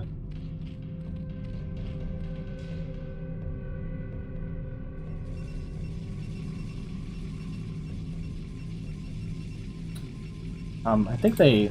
Yeah, so they haven't scouted Soviet going Dragoons yet. I should have been blocking the scout with this with my Lings already, and not allowed this probe to go in. Mm-hmm. So allowing them to see that he's going Dragoon tech early was a mistake by me for sure. That being said, TT1's already dropping the Forge at his choke anyway. So he is already planning on playing defensive because of the Terran teammate. Mm-hmm. And Banana actually going bio. But I did spot this because I have the Overlord here, you see, on the left side. Just kind of watching the barracks, and seeing that it's still making units already lets us know that it's bio without me needing to scout the gas. Exactly. I was going to ask if you knew what he was doing at this point, but yeah, I mean, once they make more than like even one Marine, basically, you kind of know it's bio, right? Yeah. Yeah, the only thing to watch out for is like how often it idles, because if it idles too much, then it can show that they're going for a fast factory off of 2 racks, in case they want to do like a push to break cannons or something like that, which we did actually see in the BGH qualifiers when I played against the Chinese team. We actually saw the barracks going idle a lot, and I wasn't paying attention. Like, I saw it, but it didn't register that he was going tanks. So we actually overmade cannons even though the guy was going tanks.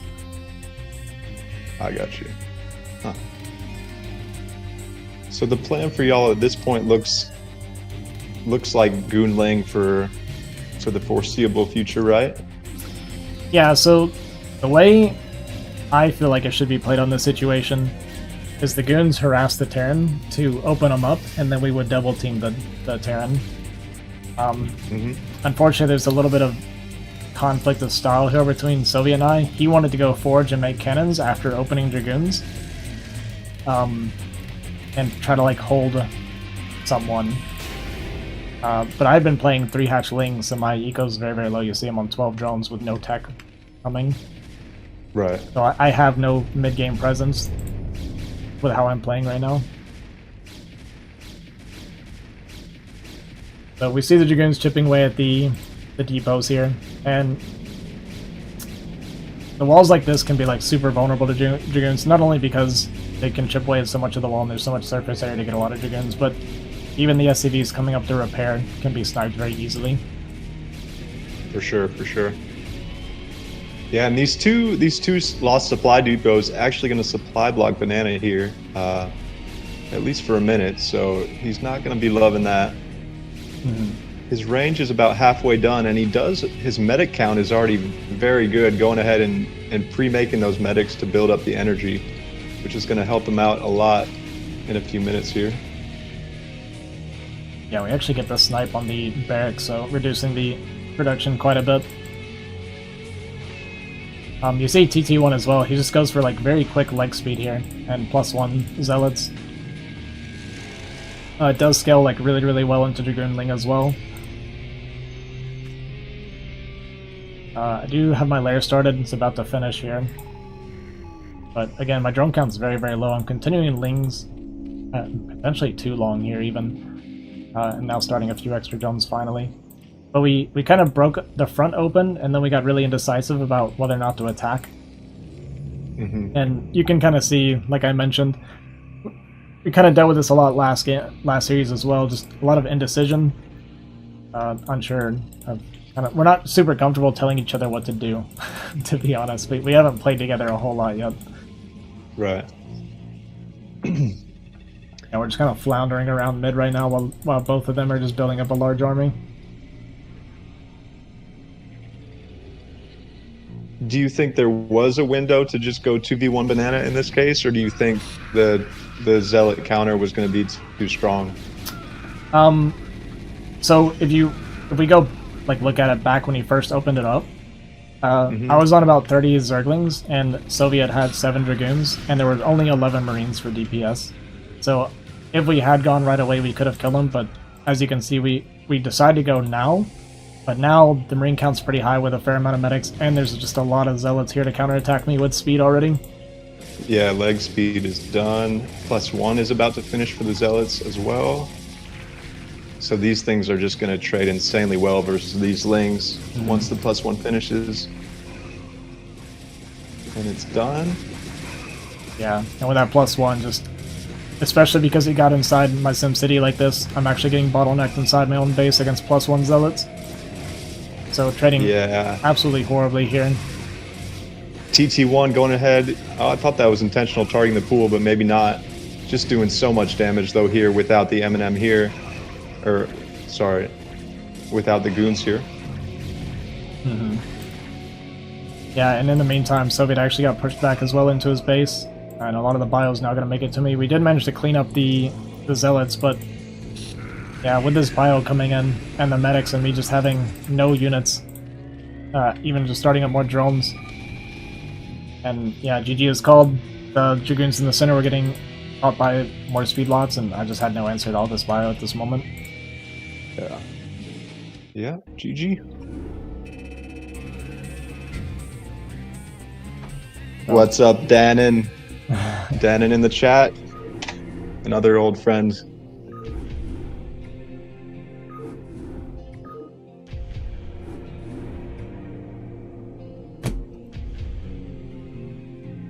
Albino yogurt.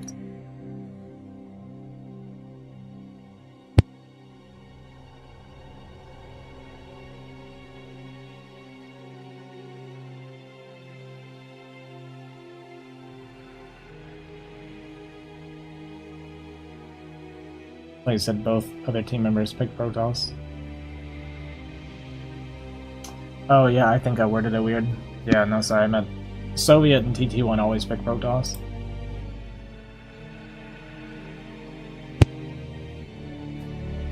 How come we didn't play double toss? Yeah, I originally said I was going to do that, and then I didn't.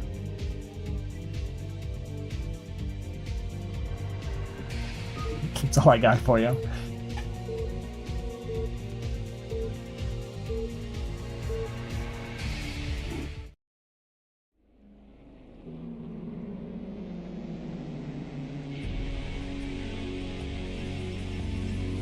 Alright, hopping into game number 2 on BGH. We have TT1, top left, playing Protoss, and Banana landing on Zerg this time, top right. Soviet, pretty tough positioning for Soviet Kingdom. At 12 o'clock, he is sharing with Protoss, and unfortunately, me is on the opposite side of the map as Terran. Yeah, means that Soviet is going to be on an island by himself for a little while here. Yeah, this is pretty brutal positions for you guys, honestly. About as bad as it gets, wouldn't you say? Positions-wise? I would say this is the worst possible positioning we could have got. Yeah. And me landing on Terran on agree. top of that makes it the worst possible. Yeah, pretty disgusting, but we'll see what you guys can do. Yeah, as Protoss, in Soviet's position, it's really difficult in Soviet's position. The reason being because you're kind of forced into cannon because you know you're going to get 1v2'd, but at the same time, it's also hard to get cannons up if the Protoss or your choke is continuing like Zealot pressure, because the base spawn is so close that the Zealot travel distance is very, very low. So if you go forge and cannons, then you're having to spend a fair amount of resources on cannons, making it hard to hold off the Zealots. But if you go like 3 gateway Zealot, and then your opponent also goes 3 gateway Zealot, you just have to worry about the 1v2 that's going to be coming your way, and just getting out macroed. And especially because I'm Terran, it means that I won't be able to get to him for a pretty long time. Yeah. Yeah, it feels to me in these spots where you have Protoss and Zerg coming at you that you almost have to hold the initial rush with 2 gate and then cannon after. Mm-hmm. That's actually seems like the only That's actually how real I way play to it. defend. The way I like to play it is I do like to play 2-gate and use pylons at the front to kind of mess with surface area and just play around the pylons to buy a lot of time. Mm-hmm. Yeah, and I am going Pio here. Because he's sharing with the Protoss, it does mean that I'm a little less worried about getting cannoned. Because if he drops a forge and makes cannons in front of my base, then Soviet should be able to at least have some amount of control over his choke. And he is actually going into 3-gate here. Yeah, not a bad choice considering he sees Banana. What is this? Like a 9-hatch or something? Or no, this must be 12-hatch, right? I was not paying attention. I kind of wasn't paying attention either. Well, actually, maybe it was a 9-9. No, it's 12. It's 12-hatch. Sorry, just by the game timer. Oh, so, okay. Don't mind me. I'm a BGH player. No, I wasn't. I'm pretty bad with timings, I will say that. It's only something I've learned recently, but it is super helpful to like be able to know when the building finishes, when it, tell when it started from that.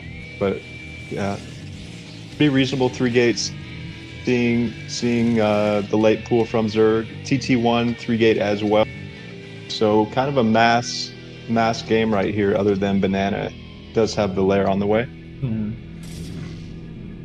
Yeah, and meanwhile I opted into triple racks because I did feel like I need to get a decent unit count to be able to contest mid if they start pressuring Soviet. And here they are. 3 racks definitely makes sense in this spot. And here they move in to start pressuring Soviet. Link speed's actually not done yet. I didn't even realize this during the game, so I backed off when I see the Lings coming back. I have enough Marines that had I brought maybe a couple Lings or SCVs with it, that I could actually fight the Lings.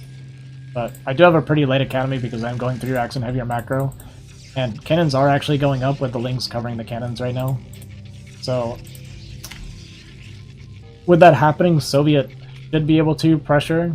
But I don't know that we scouted. We saw the pylon. Yeah, we had scouted the pylon when I went to scout Banana, so we knew that cannons could be coming up now.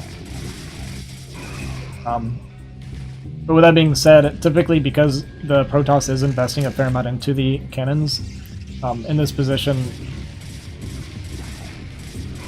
Soviet should have enough zealots to hold, but we're actually pretty similar zealot count than with TT1. The Lings and SCV, or zealots jumping on top of the probes here, actually killing a fair amount of the probes and killing the mineral line cannon.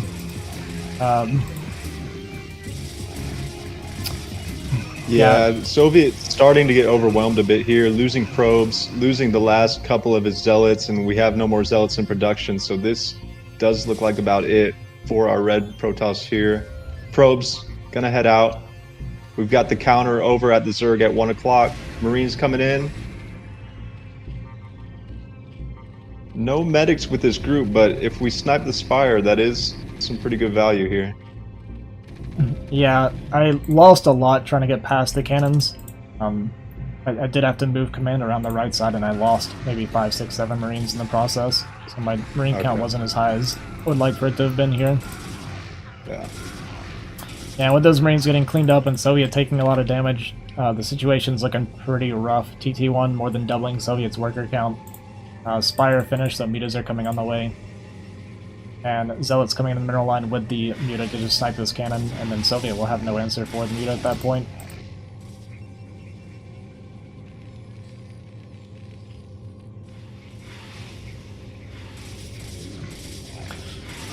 With that, Soviet's dead, and I go ahead and call GG.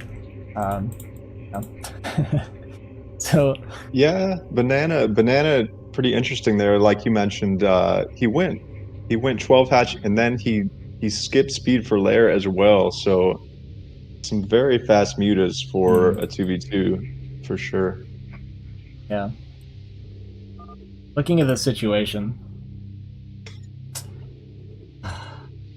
I feel like my macro slipped a lot this game too. This actually shouldn't have been. I don't know. I kind of want to watch this back sometime with Soviet even, maybe.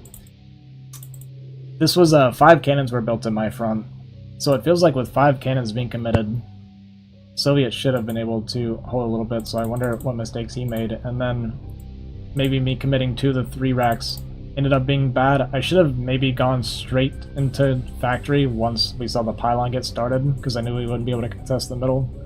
I think I stayed on bio for too long after I saw the pylon. I got you. Yeah, I've seen that a lot of times, or at least I don't play a ton of Terran, but that's kind of what people always recommend, is that to not really fight the cannons unless you can stop them before they get up, kind of. Yeah, for sure. Yeah, once the cannons get up against Terran, they're basically out of the game until tanks. Sometimes you'll see Terran try to go for bio to bust, and that will work if Protoss stops at 3 cannons, which is kind of the minimum number of cannons you'll see. But if you go up to like 5+ cannons, that can stop a ton of bio coming out of these BGH chokes. Right. Yeah. Yeah. Yeah, well, so with that, Banana and TT1 actually take the series 2-0 in BGH, making the overall series 2-1 on the maps. And that also means that Banana and TT1 do qualify for their group, no matter what happens with my series against G-Easy. Oh, okay. Yeah.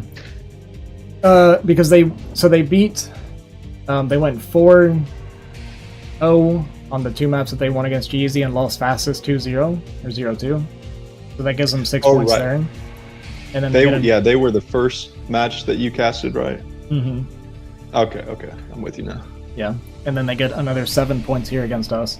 So even if we win 6-0 in our next matchup, we actually still lose. I got you. So was it 2-1 on fastest then? It was, yeah. Okay. Yeah, so I actually kind of forgot about that until I did the cast today. I was like, oh wait, we lost a map on fastest. So even if we 6-0, we're still behind a map score. Yeah. Well, to be honest, I mean, TT1 Banana, incredibly strong 2v2 team, no matter what map they're playing on. So many years of experience between those two. So Yeah. honestly, I know you probably wish it would have gone better, but no shame in losing to that team whatsoever. Yeah, no, the thing is, like you said, they've played together a lot. They have really, really good synergy. They're very comfortable together, and they're both really well-rounded players. And truthfully, I thought that these two were kind of the most likely ones to win this whole thing since we first got all the teams here. At this point, it's very important to me that TT1 and Banana dominate the finals, because I need them to dominate so that I look better to losing for losing to them. Oh, I know. Trust me, I know the feeling all too well. But I will say I have heard some murmurings about Hydra actually playing some low money recently as well and having some success. So I am very interested to see a potential Ace Hydra TT1 Banana finals. I think would be pretty interesting. Would be the matchup that I'm most interested to see, because I feel like Ace and Hydra are a little bit of a dark horse to do some damage. So yeah, I'd actually really like to see that, to see a fastest team be the one to step up and perform. Yeah. I do know that Hydra, I do believe, is former A rank as well on ladder. Okay. Who do they play in the finals? We don't actually have the results from the other groups yet, so we don't know the finals yet. But hopefully we get those games by the weekend and I can cast them for you guys this weekend. Scheduling's been a little bit tough because one of the teams, we have someone in NA and someone in Germany, and then they're playing against a team in China, so we have 3 people evenly spread across the entire planet. And yeah, the scheduling has been a total nightmare. I will say this for you guys though, because I know a lot of my BGH viewers and enjoyers would really like to see us against 24H again. So whatever happens, I'll probably set up a show match for me and Soviet to play against 24H under the Omni League rules and play all 3 maps. I think that would actually still be a lot of fun. That's awesome, yeah, for sure. We gotta know. We gotta know who the better BGHers are. That's all that really matters. The other maps are just thrown in there. Yeah, I mean, obviously it's pretty disappointing losing to an NNTT1 on the BGH map, since it is supposed to be our map. But I think a lot of it was, well, first of all, Banana. I've always said Banana's a really good BGH player anyway. I've played against him several times, and I feel like he's as good as me on BGH, or at least close to it, maybe even better. Yeah, that's the thing, in my opinion. Pretty much all of the very good low money players are gonna be about the same as at BGH. Yeah, in my opinion. So.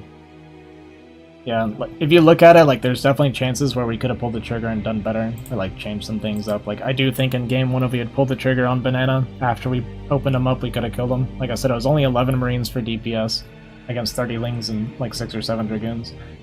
But too much indecision for me and Soviet. I think we talked about it after that series, and we're actually going to do our next series outside of comms. We have played StarCraft for 25 years without using voice chat, and it just doesn't feel natural being in a call telling each other what to do. So we're gonna try our next series outside of a voice call and see if we play better. Yeah. Remember Banana being really good, always a problem to go against. Yeah, he's just a really good, well-rounded player. And TT1's also strong, so yeah, it's a tough team.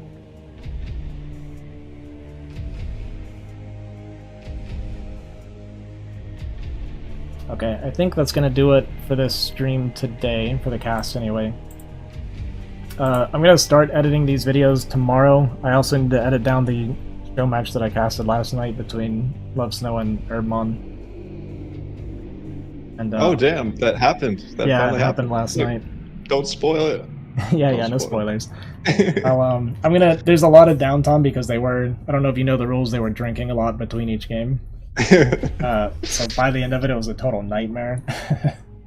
trying to get them to Amazing. start the games, but yeah, so I got a lot of cleaning up to do on the video, but I'll post it whenever it's done. Right on. Right on. But yeah, I'm gonna be back this weekend. Hopefully Saturday. We have matches played that I can cast. If for whatever reason we don't have them, it's just whenever I get them, I'll try to make a post or an announcement or something about when I'll be casting. I'll try and do it pretty much as soon as possible when the games come out, because we essentially need to be starting finals by next week. Was the schedule. Right. But, Sounds good to me. Yeah, I'll let you guys know. But thanks for watching. Hope you guys enjoyed the cast. Like I said, I'll try to be back this weekend with more casting. I do have... I'm playing my match tomorrow against G-Eazy's team, but I'm not going to be streaming that since it's going to be for the cast. And I do have my CPL Grand Finals Friday afternoon. But I'm going to try and get a ladder session, and maybe tonight or tomorrow. We'll see, guys. But thanks for watching. Appreciate you all. Have a good evening. Have a good day. Catch you guys later. Bye. Peace.